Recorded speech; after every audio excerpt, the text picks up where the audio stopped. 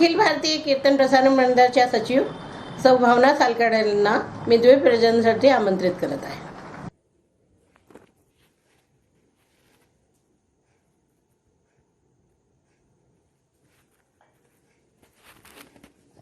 नमस्कार. अखिल भारतीय कीर्तन प्रसारक मंडळ आणि श्री दत्त मंदिर जबलपूर यांच्या सहयोगाने प्रथम ऑनलाईन आयोजित कीर्तन महोत्सव स्पर्धेमध्ये सर्वांचे मनापासून खूप खूप स्वागत आहे.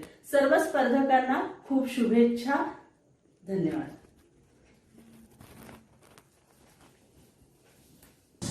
नमस्कार, मी भावना सालकाडे, लोकमान्य नगर, इंदोर. मी माझ्या व्यवसायाबद्दल आपल्याला माहिती देते. मी कलेच्या क्षेत्रामध्ये एक छोटा व्यवसाय सुरू केलेला आहे. आपण नेहमीच कुठलाही शुभ प्रसंग असतो, आनंदाचा प्रसंग असतो, तेव्हा आपण फ्लावर्सचा बुके असं नेहमीच देतो, कारण त्याच्याकडे पाहून जी प्रसन्नता मिळते ती कुठेच नाही आहे. पण हे जे सगळे बुके असतात हे सगळे 4 दिवस 5 दिवस किंवा 8 दिवसामध्ये खराब व्हायला लागतात. म्हणून मग माझ्या डोक्यामध्ये आलं की असं आपण काय करू शकतो की जेणेकरून तुमच्याकडला हा जो बुके आहे हा नेहमी तुम्हाला आनंद देईल आणि शांती देईल. आणि म्हणूनच मी सुरू केलेलं आहे फ्लावर्स फॉर एव्हर नावानी. हे ओरिजिनल सारखे दिसणारे आर्टिफिशियल फ्लावरचा बुके आहे, जो कधीही खराब होत नाही. आणि प्रसंग कुठलाही असो, लग्न असो, वाढदिवस असो, रिटर्न गिफ्ट असो, सामाजिक कार्यक्रम असो, फॅमिली गेट टुगेदर असो, यामध्ये द्यायला उत्कृष्ट असं गिफ्ट आहे. ही माझी वेबसाईट www.flowerforeverindoor.co.in. अवश्य या वेबसाईटला आपण व्हिजिट करावी. संपर्कासाठी हा माझा नंबर. नमस्कार, धन्यवाद. आजची आपली स्पर्धक आहे कुमारी रेवा जामकर. ही 8वीत शिकत आहे. कीर्तनातील हिचे गुरु आहे सौ चारुकेशी जोशी. रेवाला कीर्तना स्पर्धेसाठी खूप खूप शुभेच्छा.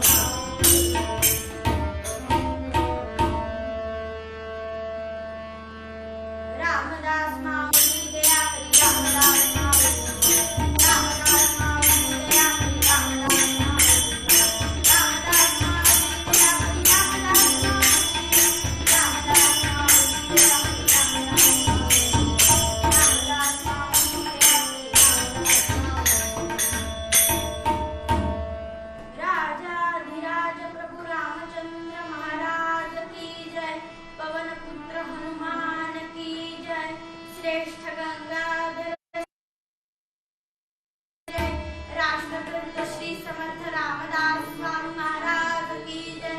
अनंत कोटी ब्रह्मांड नायक राजाधिराज सच्चिदानंद सद्गुरु श्री ब्रह्म चैतन्य महाराज की जय. गो माता की जय. आर्य सनातन वैदिक हिंदू धर्म की जय.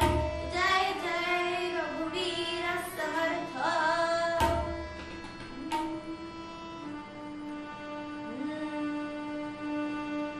नारायण भज रे मानस. नारायण भज रे मानस. नारायण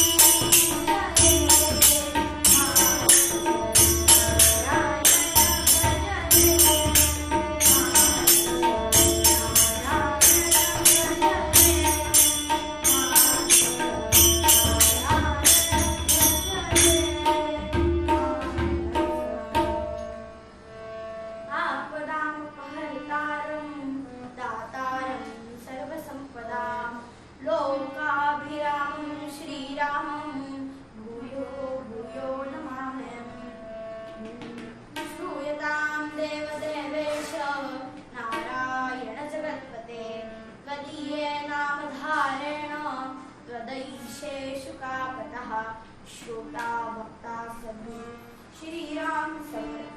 श्रीराम समर्थ. श्रीराम समर्थ. प्रस्तुत निरूपणासाठी घेतलेला हा अभंग श्री कृष्णदयाळराव महाराजांचा आहे. त्यांचे मूळ गाव कराडजवळील कोपरळे, परंतु त्यांनी अंबेजोगाई येथे राहून योगेश्वरी देवीच्या ओबरीत तपस्साधना केली. त्यांना पैठणच्या श्री एकनाथ महाराजांचा स्वप्न दृष्टांत होऊन अनुग्रह झाला आणि त्यांना कृष्णदयाळराव हा महामंत्र मिळाला. पुढे समाज त्यांना याच नावाने ओळखू लागला. आपल्या अभंगाच्या आरंभी कृष्णदयाळराव महाराज म्हणतात, नारायण भजरे मानस नारायण भजरे. म्हणजे हे मना तू नारायणाची भक्ती कर, हा याचा सरळ अर्थ आहे.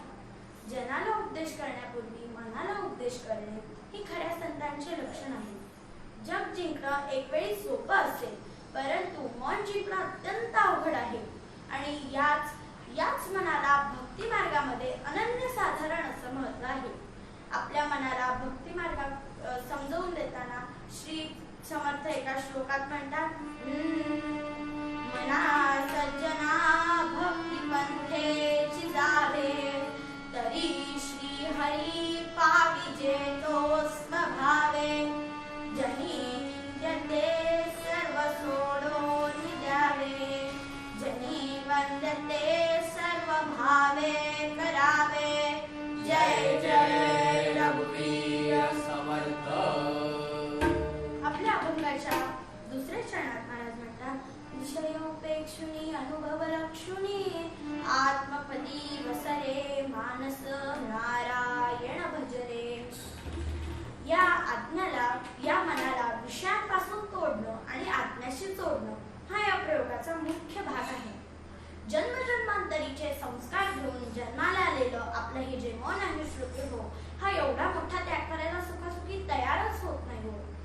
परंतु या मनाला ते पटवून देणं हा खूप महत्त्वाचा भाग आहे. या मनाचं महत्त्व पटवून देताना एका श्लोकात श्री शंकराचार्य एका श्लोकात म्हणतात, मन एव मनुष्याणां कारणं बंध मोक्षयोः बद्धाय विषयासक्त मुक्तये निर्विषयं मनः. म्हणजेच मानवी जन्मामध्ये मन हे असं एकच कारण आहे ज्याच्यामुळे तो जीव बंधनात पडतो अथवा मुक्त होतो. ज्याचं मन विषयांच्या आसक्तीने बांधलं गेलं आहे तो बद्ध, आणि ज्याचं मन विषय त्यागामुळे शुद्ध झाला आहे तो मुक्त. बद्धाची लक्षणे समर्थ आपल्याला दासबोधातल्या 5व्या दशकात 7व्या समासात सांगतात. समर्थ भोगवादी समाजाला अक्षरशः आरसा दाखवत आहे. तो या बद्धाला विषयांशिवाय दुसरं काही दिसतच नाही. समर्थ म्हणतात,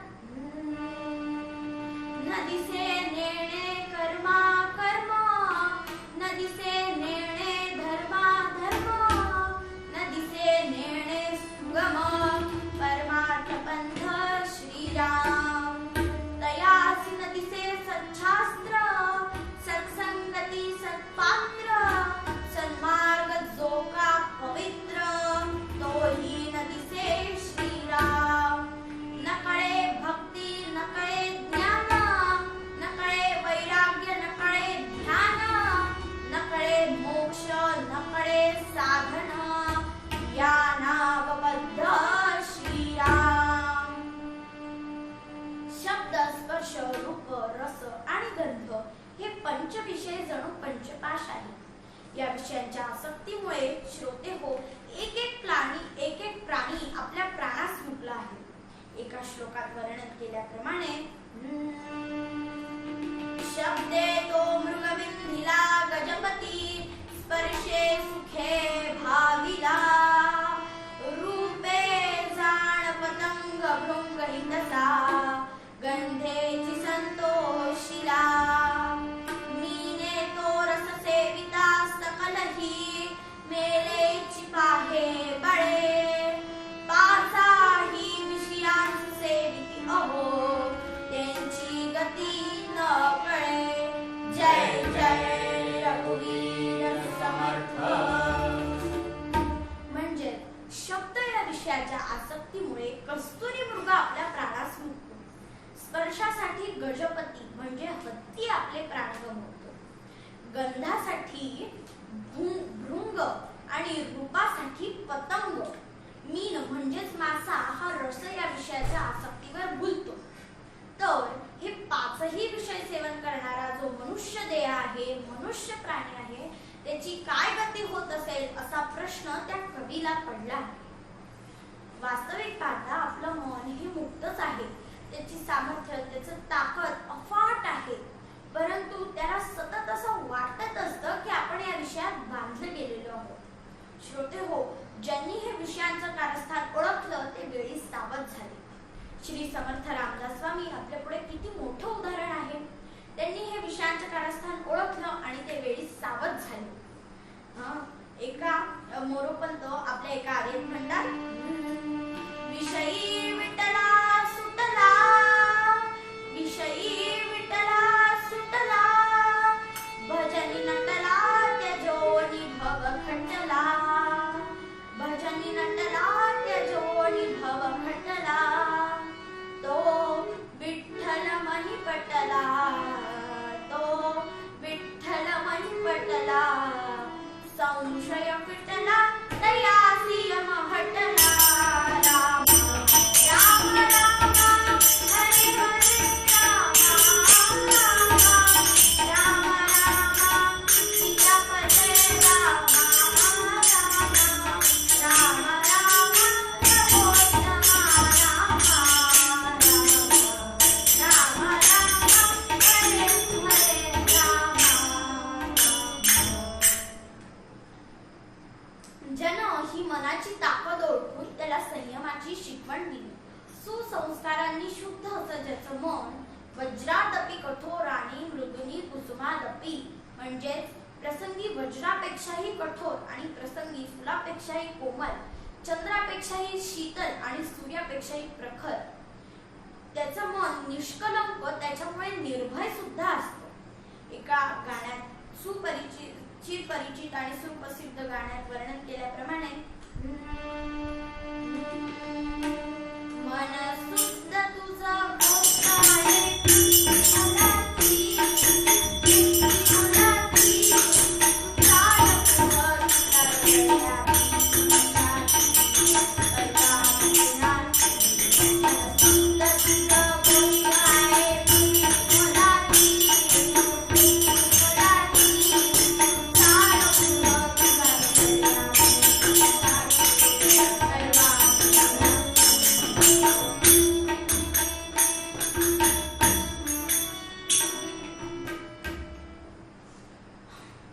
आपल्या अभंगाच्या तिसऱ्या चरणात महाराज म्हणतात, त्रिभुवन पदी पद चिंतिसी जरी तू, काय होणे तुझरे मानस नारायण भजरे. कृष्ण सखा अर्जुन वीरागणी अजय असा महारथी योद्धा तोही या मनापुढे हतबल झाला आणि काकुळतीला येऊन कृष्णाला आपल्या मनाची व्यथा सांगतो. अर्जुन म्हणतो, चंचल मी मना कृष्ण प्रमाथी बलवत् दृढं, तस्याहं निग्रहं मन्ये वायोरिव सुदुष्करम्. अर्जुन म्हणतो, हे कृष्णा, हे मन चंचल आहे म्हणजे चपळ आहे, प्रमाथी आहे म्हणजे खोडकर आहे, बलवत म्हणजे बलवान आहे आणि दृढ म्हणजे हट्टी आहे. या मनाला आवरणं म्हणजे वाऱ्याला आवरण्यासारखं कठीण आहे. श्रोते हो, नित्य नियमाने तुमची आमची स्थिती या अर्जुनासारखीच आहे. परंतु आपण मनाला रिझवण्यासाठी सवंग चित्रपट, गाणे, व्हॉट्सॲप, फेसबुक यात गुंतवत असतो. यातून मनाचा गुंता कमी होण्याऐवजी वाढतच जातो. याच्यावर जालिम असा रामबाण उपाय म्हणजे तो त्रिभुवनाचा अधिपती, त्याच्या प्रत्यक्ष ती मुखातनं निघालेली दिव्य अशी गीता. या गीतेला वेदांपेक्षाही जास्त महत्व आहे. कारण वेद हे श्री विष्णूंच्या निश्वासातून प्रकट झाले आहे, परंतु गीता ही प्रत्यक्ष त्याच्या मुखातनं निघालेली आहे. हा गीता सांगणारा हा जो कृष्ण आहे तो अत्यंत मधुर शब्दात अर्जुनाला समजवत आहे. असंशयं महाबाहो मनो दुर्निग्रहं चलम्, अभ्यासेन तु कौन्तेय वैराग्येण च गृह्यते. हे महाबाहो अर्जुना, तू सांगतोयस ते निसंशय खरं आहे. याच्यावर उपाय म्हणजे यथायोग्य अभ्यास आणि प्रखर वैराग्य. संत श्रेष्ठ कबीर महाराज सुद्धा आपल्या मनाला समजवतात. भटकत काहे कोपिले, सारोरी भटकत काहे कोपिले, सारोरी भटकत काहे कोपिले. मनमोही गंगा, मनमोही जमुना, मनमोही गंगा, मनमोही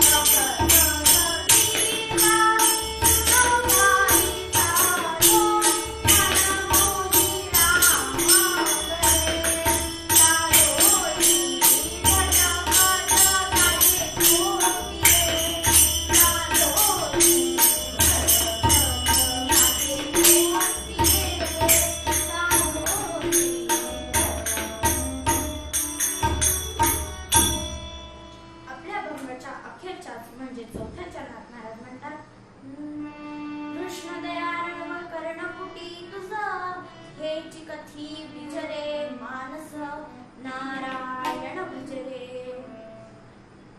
अत्यंत महत्वाच्या या अभंगाचा ते महाराज शेवट मनाच्या ठाव घेणाऱ्या शब्दांनी करतात.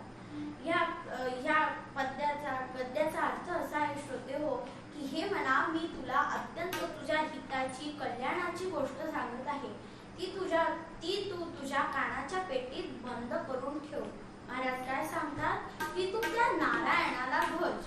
आणि समर्थ रामदास स्वामी सुद्धा आपल्या मनाला अत्यंत हिताची अशी गोष्ट सांगताना एका श्लोकात म्हणतात, मना सज्जना हित माझे करावे, रघुनायका दृढ चित्ती धरावे.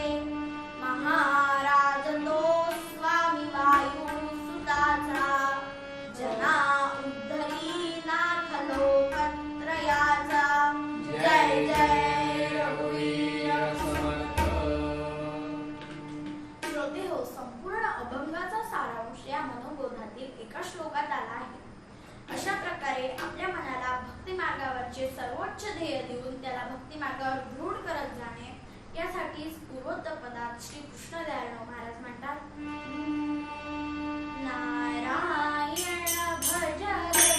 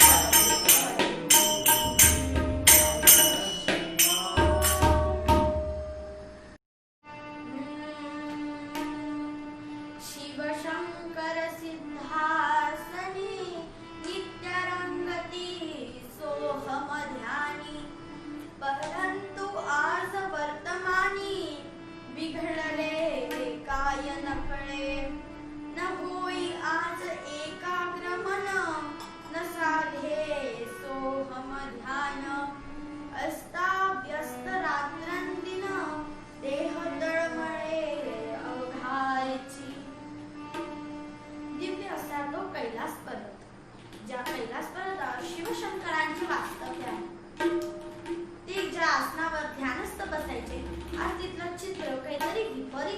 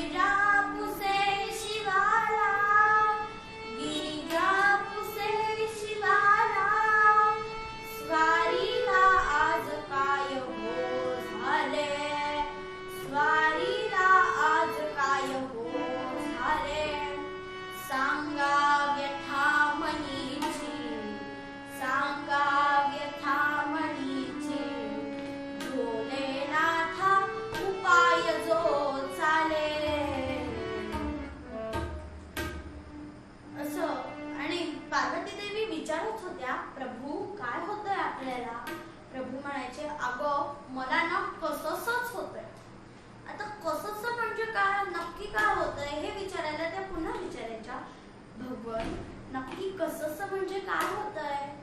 भगवान शंकर म्हणायचे, अगं कसंसं म्हणजे कसंसंच. आता भगवान शंकरांना बरं नाही ही वार्ता त्रैलोक्यात सर्व दूर पसरली. सगळे देव, दानव, गण, यक्ष, किन्नर, नाग सगळे त्यांना भेटायला येऊ लागले. पण त्यांच्या जवळ जायचं कोणी धाडस करायचं नाही. आणि मनातल्या मनात ते कसे विचार करायचे, न जाणो आपल्या भगवान शंकरांना कोविड-19 तर नाही झाला ना. असं होता होता एक दिवस दारावरचे दूत वार्ता घेऊन आले पार्वती मातांकडे की देवर्षी नारद आले. तर नारद आले म्हटल्यावर पार्वती माता त्यांचं स्वागत करायला गेल्या. श्रोते हो, नारद हे असं एकच व्यक्तिमत्व आहे की ज्यांना त्रैलोक्यात कुठेही येण्यास किंवा जाण्यास मज्जाव नाहीये. नारदांचं स्वागत तेवढ्याच आदरानं कृष्णाकडेही केलं जाईल आणि कंसाकडेही, रामाकडे सुद्धा केलं जाईल आणि रावणाकडे सुद्धा केलं जाईल. असे हे नारद नारायण नारायण म्हणणारे कैलासावर आले. हरी गुण गाती प्रमाण करीती खंडात ते फिरती. हरी गुण गाती प्रमाण करीती खंडात ते फिरती. मरण भक्तांचे करुणी शरण जाती. मरण भक्तांचे करुणी शरण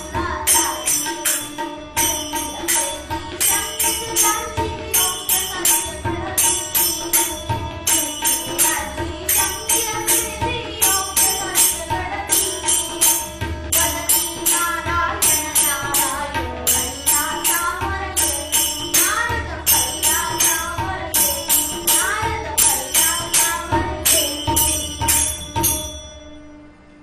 असे हे देवर्षी नारद कैलासावर आले. पार्वती मातेनं त्यांचं स्वागत केलं. म्हणाले, या देवर्षी, तुम्ही अगदी वेळेवर आलात बघा. नारद कसे म्हणतात, माते मी नेहमी वेळेवरच येतो, ना आधी ना नंतर. आणि असं म्हणून ते नारायण नारायण करत भगवान शंकरांच्या ध्यानस्थळी जाऊन पोहोचले. जेव्हा त्यांनी तिथलं ते विपरीत चित्र पाहिलं तर त्यांना खूप अस्वस्थता झाली आणि त्यांनी गजर केला, नमः पार्वती पते हर हर महादेव. प्रभूंनी पाहिलं, अरे नारदा, तू नारायण नारायण म्हणणारा तुझ्या मुखात आज माझं नाव कसं आलं? जाऊ दे, चल ये इकडे. असं भगवान शंकरांनी त्यांना बोलवलं. नारद तिकडे गेले आणि एकदम आत्मीयतेने त्यांची चौकशी करू लागले. म्हणाले, प्रभू, नवचैतन्याने रसरसलेलं तुमचं व्यक्तिमत्व मला अजिबात मरगळायला पाहत नाही हो. काय होतंय तुम्हाला? काही अडचण आहे का? काही दुखतंय का? श्वास घेण्यास अडथळा निर्माण होतोय का? सांगा. आणि नारदांचे हे अत्यंत जिव्हाळ्याचे आत्मीयतेचे शब्द ऐकून भगवान शंकरांनी त्यांना मिठीच मारली आणि म्हणाले, नारदा, तूच एक असा आहेस बघ ज्याला सारं काही मनातलं सांगावं असं वाटतं. असं सांगून भगवान शंकर आपल्या मनाची व्यथा सांगू लागले. सोहम ध्यानी सहज समाधी नाद अनाहत हृदयी. सोमनाद देव साधी देहा अस्थिर मन देवो.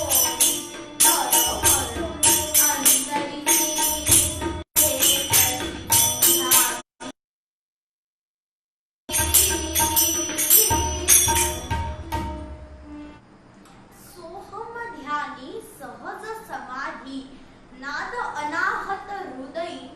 तोच नाद ये कानी तेव्हा अस्थिर मन हे होई. तळमळ अंतरीची भेटची घ्यावी श्री हरीची. श्रोते हो, भगवान शंकरांची जी साधना आहे ती सोहम साधना आहे. त्यांचा हा सोहमचा जो नाद आहे तो अनाहत त्यांच्या हृदयातून ऐकू येत असतो. आणि जेव्हा त्यांना हा नाद बाहेरून ऐकू येऊ लागला तेव्हा त्यांचं मन अस्थिर होऊ लागलं की हा नाद कुठून येतो आहे. जेव्हा त्यांना कळलं की हा नाद श्रीहरी म्हणजेच गोपाळ कृष्णांच्या मुरलीतून येतोय गोपाळकृष्णांची भेट घेण्यासाठी ते अस्थिर झाले. त्यांना तळमळ लागली होती त्या श्रीहरीच्या दर्शनात. हे त्यांच्या मनाच्या व्यथेचं कारण होतं.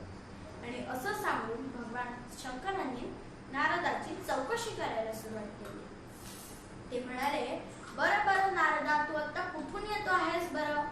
नारद म्हणाले, प्रभू, हा नाद ज्या वृंदावनात येतोय ना, तिथूनच मी येतोय. प्रभू म्हणाले, वा वा वा वा नारदा, तू वृंदावनात येतोयस? सांग बरं मला त्या गोपाळकृष्णांचं वर्णन. सांग बरं ते काय काय लीला करतात ते. पटपट सांग ना, गप्प काय आहेस तू? नारद म्हणाले, अहो प्रभू, थांबा जरा, मला पण बोलायला चान्स द्या, जरा मलाही बोलू द्या. आणि ते सांगू लागले, ज्याचे वर्णिता पवाडे, श्रुती शास्त्रा मौन पडे, असं त्यांचं वर्णन आहे. हे आणि मग असं सांगून भगवान शंकर म्हणाले, जाऊ दे, तू सांगू शकत नाहीस ना, तर मलाच तिथे प्रत्यक्ष घेऊन चल, म्हणजे मलाही त्या परमानंद सुखाचा प्रत्यक्ष अनुभव घेता येईल. नारदांनी जरा चिंतेतच चेहरा निघाला. प्रभू, ते तर आणखीनच अवघड आहे. प्रभू म्हणाले, का बरं? अहो प्रभू, तिथे पुरुषांना जायला बंदी आहे.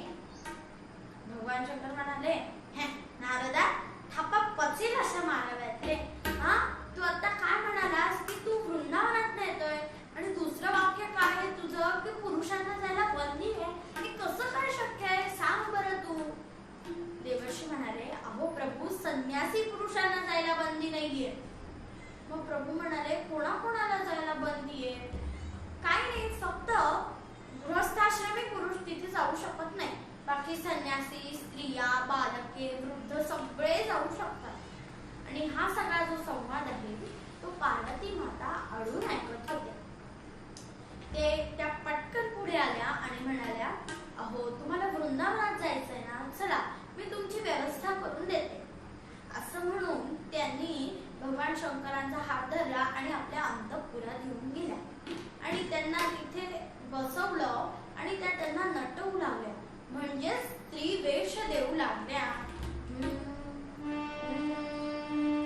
श्री नटराज सदा शिव शंकर, नटराज सदा शिव शंकर, श्री वेशे नटने हो शंकर, श्री वेशे नटने हो शंकर, जटाधूत संभार मोकळा, जटाधूत संभार मोकळा, शंकर होतो सगळा, शंकर होतो सगळा, वेणुनाची पाळू लावण, वेणुनाची पाळू लावण, कुंकुमेची पदभारावर, कुंकुमेची पदभारावर, रंगांमधुनी काजळ घाली, रंगांमधुनी काजळ घाली, लाली चोपली कुंडी घाली, लाली चोपली कुंडी घाली, रुद्राक्षांच्या माळा घालत, रत्नमाळ कंठात कोसत, गडगडे सरी तुकडे घेसून गडगडे सरी तुकडे घेसून प्याला करते फिरते, प्याला करते फिरते, झिम झिम करती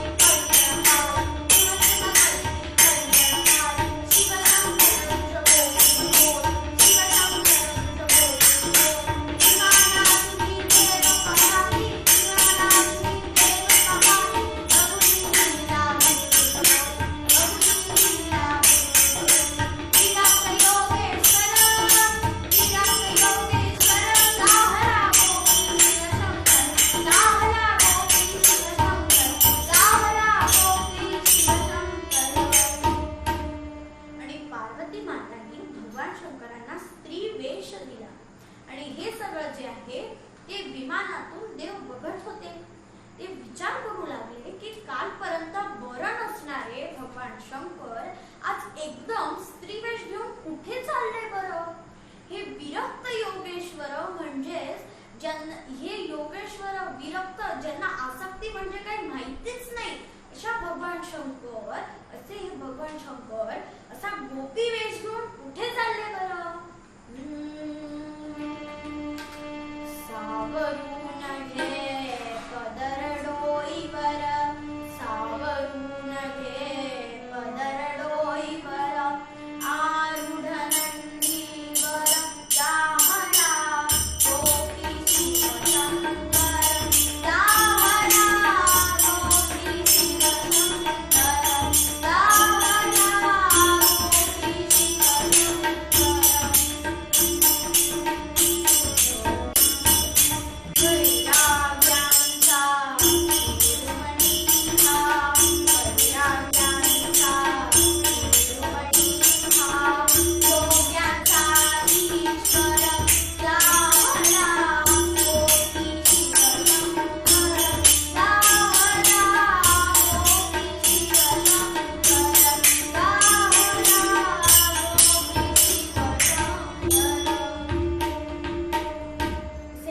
गोपी वेशातले भगवान शंकर नंदीवर आरूढ झाले आणि समोर देवर्षी मार्ग दाखवणारे देवर्षी नारद असे दोघं वृंदावनाकडे चालू लागले.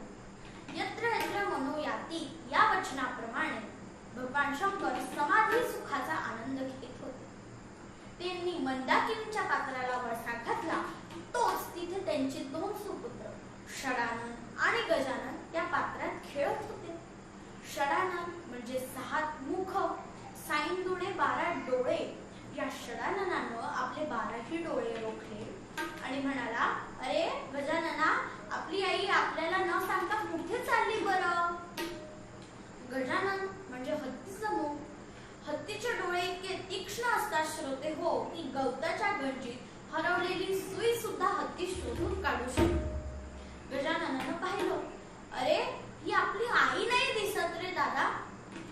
षडाननाने पुन्हा सांगितलं, अरे ती बघ आपल्या आईचीच साडी आहे आणि शिवाय नंदी सुद्धा आपला आहे.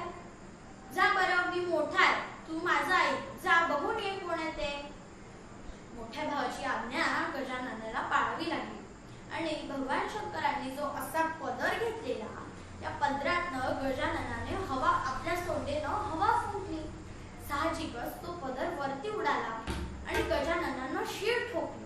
अरे दादा, ही आपली आई नाही, बाबा आहे. आणि ती शीळ ठोकली. ती शीळ ऐकून दरीकंदरीतले भूत, प्रेत, पिशाचे, शापिणी, डाकिणी, गण, गंधर्व एकदम सगळे हुई करून तिथे आले आणि हट्ट करू लागले की भगवान जिथे जातील तिथे आम्ही पण येणार. देवर्षी नारद त्यांना समजावत म्हणाले, आम्ही जातोय ती जागा अत्यंत पवित्र आणि नाजूक आहे, तुम्हाला तिथे यायला प्रवेश नाही. परंतु ते सर्व काही ऐकेना. ते खूप हट्ट करायला लागले. शेवटी भगवान शंकरांनी त्यांना सांगितलं की वृंदावनात मी आणि देवर्षी जाऊ, तुम्ही सगळे आम्रवनात थांबा. सगळ्यांनी ऐकलं आणि ठरल्याप्रमाणे ते सगळे आम्रवनात थांबले. फक्त देवर्षी नारद आणि भगवान शंकर यमुना पार करून गोकुळात आले. ते जेव्हा गोकुळात आले तेव्हा गोधुलीचा समय होता. सगळ्या गायी आपल्या घराकडे परत येत होत्या. भगवान शंकरांनी तिथलं गोपीचंदन आपल्या मस्तकी लावलं. वैष्णवांमध्ये गोपीचंदनाला जसं महत्व आहे, हिंदू धर्मात जसं कुंकवाला महत्व आहे, तसं वैष्णवांमध्ये गोपीचंदनाला महत्व आहे. आणि असं करता करता एक एक गोपी यायला सुरुवात झाली. पहिली गोपी आली की भगवान शंकर विचारायचे, नारदा, हा आहे का रे तो कृष्ण? देवर्षी नाही म्हणायचे. दुसरी गोपी आली की पुन्हा भगवान शंकर विचारायचे, नारदा, हा आहे का तो कृष्ण? देवर्षी पुन्हा नाही म्हणायचे. प्रत्येक गोपी आली की भगवान शंकर हेच विचारायचे, नारदा, हा आहे का तो कृष्ण? नारद नेहमी नाही म्हणायचे.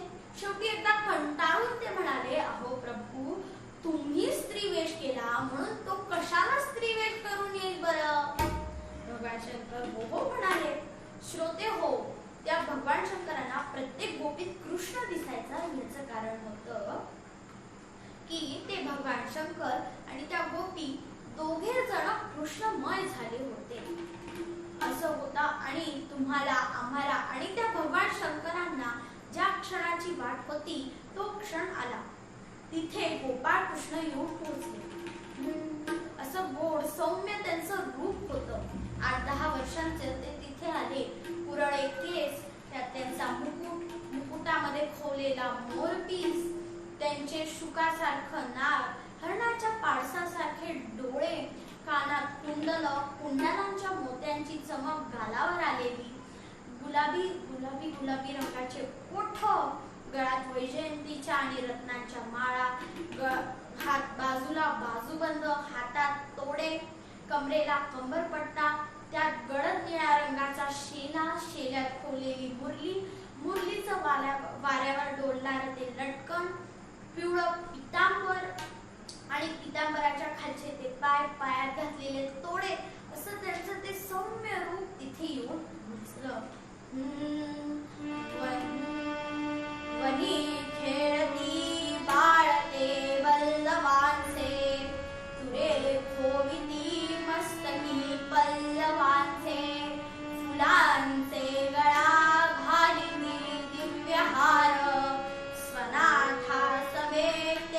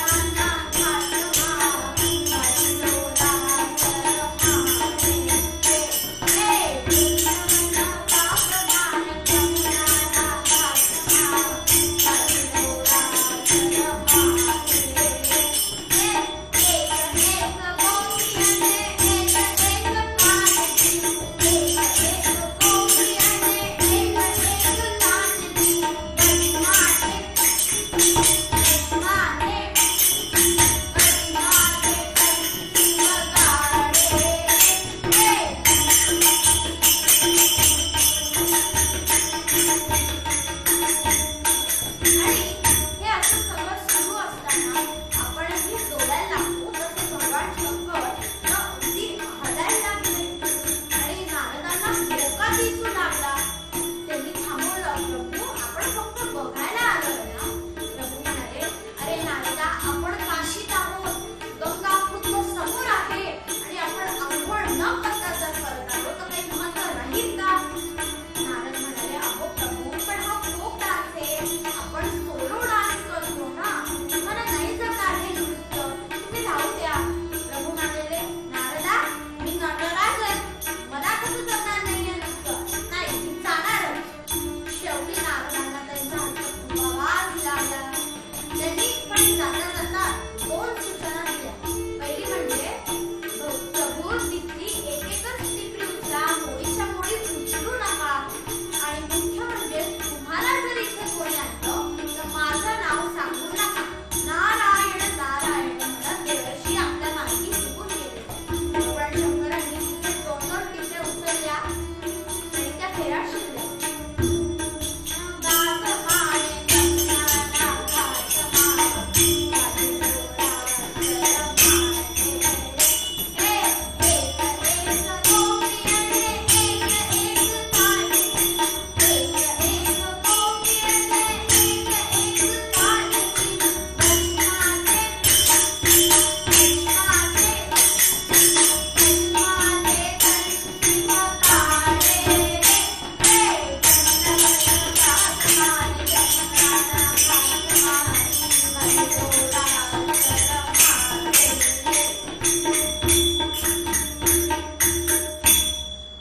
असं झालं.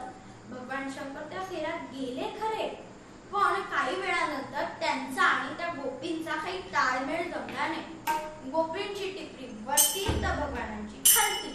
गोपींचा डावा पाय तर भगवानांचा उजवा पाय. श्रीकृष्णांना लक्षात आलं की आज का बरं काही गडबड होते, कोण चुकतंय, आज बसत का नाहीये ताळमेळ. म्हणून त्यांनी एक एक गोपी निरीक्षण करायला सुरुवात केली. ही गोपी रोजची आहे, ही पण रोजची आहे, ही पण रोजची आहे. आणि ही गोपी समोर आली. त्यांना कळलं की हे भगवान शंकर गोपी वेशात आले आहेत. त्यांना वाटलं भिरकावून द्यावी ती मुरली आणि जाऊन कडकडून मिठी मारावी. फक्त असं वाटलं. ते म्हणाले, असं काय गोपी वेश घेऊन आलात? इथपर्यंत तर मी गोपी वेश घडून आणलाय, आता तुमच्या मूळ रूपात पण आणतो. कर्षती इति कृष्णा, आकर्षून घेतो तो मी कृष्ण. असं म्हणून त्यांनी त्याच मुरलीतून शिवतांडवाचे स्वर आकारायला सुरुवात केली. जेव्हा भगवानांच्या लक्षात आलं की हे शिवतांडवाचे स्वर आहेत, तेव्हा त्यांना खूप आनंद झाला. आणि त्यांनी त्या आनंदाच्या भरात त्यांचं ते असं लुगडं फार फार फार फार फाडून टाकलं. गळ्याला हिसका दिला आणि ते रत्नहार फेकून दिले, तुटून पडले. बांगड्या काढून टाकल्या, बोटातल्या अंगठ्या काढून टाकल्या आणि त्यांचं ते गजचर्म, व्याघ्रांबर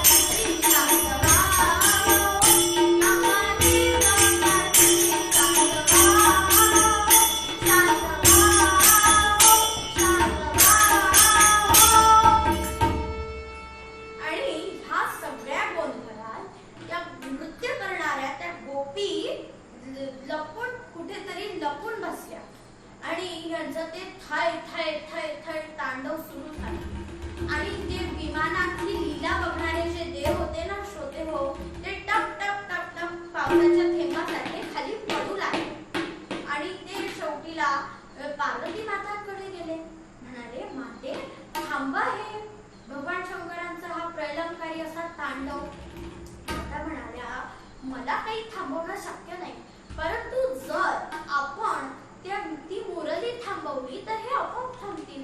म्हणून सगळे देव प्रार्थना करू लागले की भगवान कृष्णा, ही पृथ्वी आहे, तो कैलास पर्वत होता, ही पृथ्वी रसातळाला जाते, तुम्ही तुमची मुरली थांबवा, किमान रास गरब्याच्या स्वर तळी आडवा. सगळ्यांची प्रार्थना श्रीकृष्णाने ऐकली आणि मुरली थांबवली. जेव्हा भगवान शंकर त्या तांडवाच्या तंद्रीतून उतरले तेव्हा त्यांनी स्वतःकडे पाहिलं. अरे, आपण कसे आलो होतो आणि कशा वेशात इथे झालो? सगळ्यांनी विचारलं, देवर्षी कसली कल्पना, काय सुचेना तुम्हाला? देवर्षी म्हणाले, अहो मला हे सुचत नव्हतं, जर आपल्या भगवान शंकरांनी स्त्री वेश घेतला म्हणजे गोपी वेश घेतला तर कसे दिसतील? सगळेजण खूप हसले आणि आपल्या घरी जायला निघाले. तेव्हा गोपाळ कृष्ण तुडू तुडू धावत आले आणि भगवान शंकर व पार्वती मातेचं बोट पकडलं आणि म्हणाले, तुम्ही राहा ना इथे थोडे दिवस. त्यांचं एवढं गोड आग्रहाचं ते निमंत्रण त्यांनी स्वीकार केलं आणि ते तिथे राहिले. आणि गोपाळ कृष्णांच्या हातून स्थापन झालेला असा एकमेव महादेव म्हणजेच हा गोपेश्वर महादेव, याला आजही ललिता पंचमीला स्त्री वेश दिला जातो. त्या भगवान शंकरांना जशी श्रीहरीला बघायची भेटायची तळमळ लागली होती, तशी तुम्हा आम्हाला लागो हीच त्याच्या चरणी एकमेव प्रार्थना.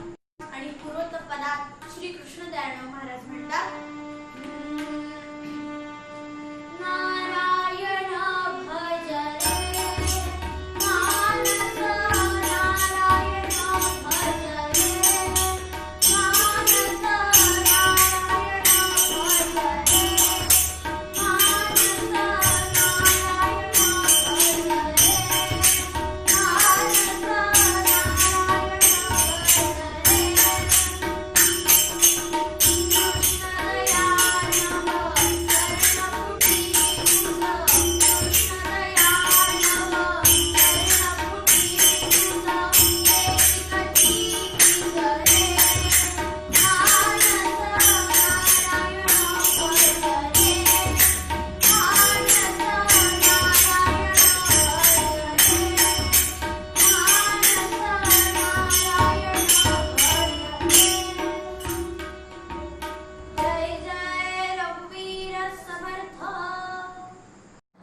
आजच्या आरतीचे मानकरी आहे गुरुजी श्री व्यंकटेश अवसरकर, यांना मी आमंत्रित करते. श्रीमन महागणाधिपते नमः. ओम नमो भगवते वासुदेवाय. ओम नमो नारायणाय. श्री कृष्ण परमात्मने नमः. कृष्णाय वासुदेवाय हरये परमात्मने प्रक्लेशनाशाय गोविंदाय नमो नमः. वसुदेवसुतं देवं कंसचारुमर्दनं देवकी परमान्नं कृष्णवन्दे जगद्गुरुं विनायकं गुरुभानुब्रह्मा विष्णु महेश्वरान् सर्वप्रम्यादो सर्वकार्या सिद्धये. मंगल भगवान विष्णु मंगल गरुड़ध्वजा मंगल मंगलाय तनो हरि. नमो स्वंताय सहस्रमूर्ते सहस्रपादा शिरोभावे सहस्रनाम पुरुषाय शाश्वते सहस्रकोटिगुधारणे नमः. लक्ष्मी वेंकटरमणा गोविंदा गोविंदा. गोपाल कृष्ण भगवान की जय. लक्ष्मी नारायण भगवान की जय. महालक्ष्मी मैया की जय. सकल पूजार्थे गंधाक्ष पुष्पम समर्पयामि. शेषोपचारार्थे दिव्योपचारार्थे नमस्कारं करोमि.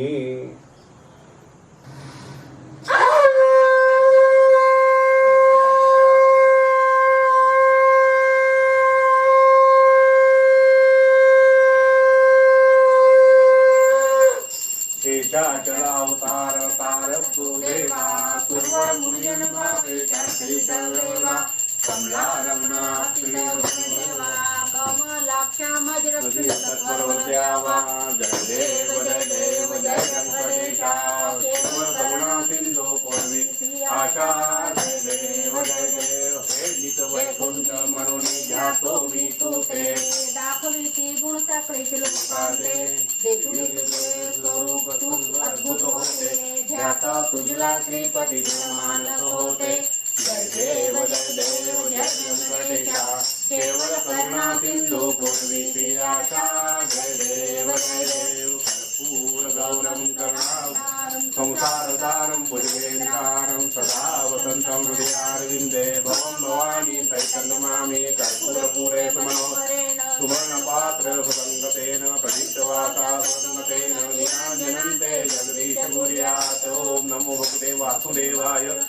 कृष्ण वेंकटेश परिवार देवताभ्यो नमः कर्पूरमंगलारातिकं समर्पयामि नमस्करोमि कायेन वाचा मनसेन्द्रिये वा बुद्ध्यात्मना वा प्रकृति स्वभावात् करोमि यद्य सकलपरस्मै नारायणाति समर्पयामि अच्युतं केशवं रामनारायणं कृष्णदामोदरं श्रीसुदेवहरिं श्रीधरं माधवं गोपिकावल्लभं जानकीनायकं रामचन्द्रं भजे हरे राम राम राम हरे कृष्ण कृष्ण कृष्ण हरे हरे हरे राम राम राम हरे हरे हरे कृष्ण कृष्ण कृष्ण हरे हरे कृष्णाय वासुदेवाय हरे परमात्मने प्रणक्लेशनाशाय गोविंदाय नमो नमः गोपाल कृष्ण भगवान की जय पुंडलीक वरदे हरि विठ्ठल श्री ज्ञानदेव तुकाराम पंढरीनाथ भगवान की जय पांडुरंग हरि वासुदेव हरि सब संतन की जय आज के आनंद की जय बाल गोपाल की जय जय जय रघुवीर समर्थ मंगल मूर्ति मोरया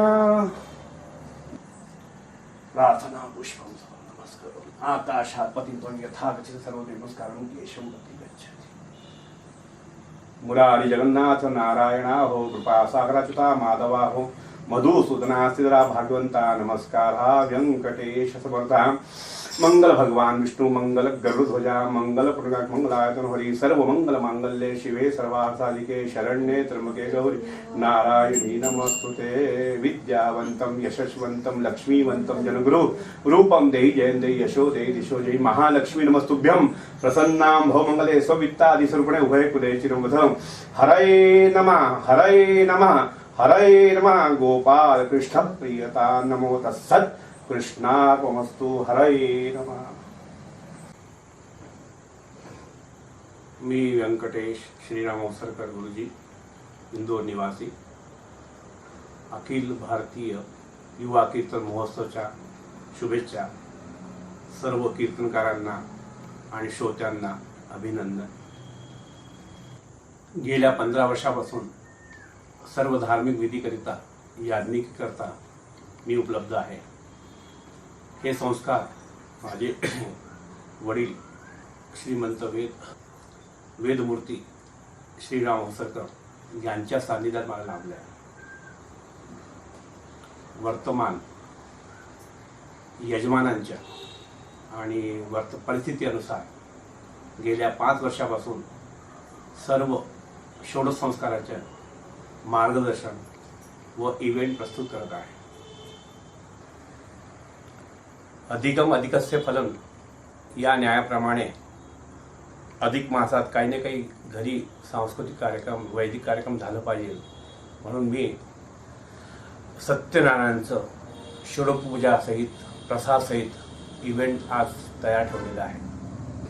इथे प्रसादाचं सध्या कोरडं साहित्य आहे आणि यजमानी जर मागितलं तर आम्ही प्रसादसुद्धा भाजून देतो। श्रोत्यांकरता ही देवाच्या आज्ञाने आज इथे मी माझं प्रस्तुतीकडे ठेवलं, आपण अवलोकन करावं। सर्व प्रकारच्या धार्मिक विधी करता संपर्क करा, जसं गृहप्रवेश आहे, वास्तू आहे, मुंज लग्न आहे, आणखीनही जे संस्कार आहे, पंचक शांती म्हणा, ऋतुशांती म्हणा, उदक शांती, जप जाप आहे, विशेष अनुष्ठान आहे, भागवत सप्ताह करता मी मार्गदर्शन देतो, इतर पुराणाकरता मी मार्गदर्शन देतो, त्याची मी व्यवस्था करतो। सेवेची संधी द्यावी।